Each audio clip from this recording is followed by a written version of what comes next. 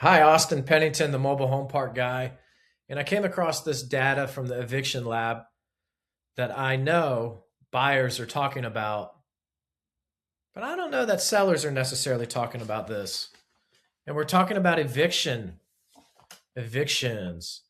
And what we're seeing in some cases is evictions are up 40% after the sale of one of these mobile home parks or developments.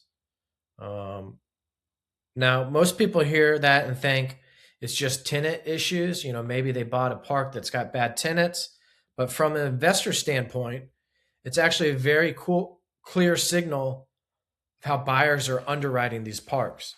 They're underwriting these parks based on what can I drive the rents to after I've purchased this asset. And that starts with evictions. Unfortunately, evicting out the old tenants and putting in new tenants that are willing to pay more. And that's a practice in the industry. And this happens because residents usually own the mobile homes and it's expensive for them to move the mobile home. Sometimes it's impossible based on the year of the mobile home to even move it. So this is a sticky situation. Key insight here is when you see filings increase after a sale, what you're really seeing is the value add component of this sale being initiated. The buyer had to pay a premium for the property, but knew that as soon as they bought the property, they can increase rents and increase the cash flow to justify the price that they've paid for it.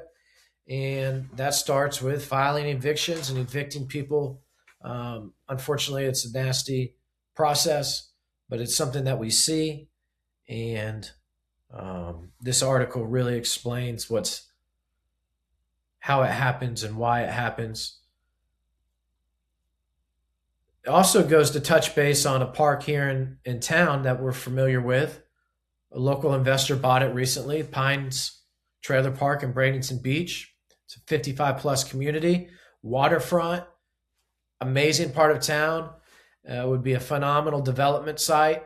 And it was smashed by Hurricane Helene. And these residents thought that they would stay there for 5 years, and now they're facing evictions. So, this could be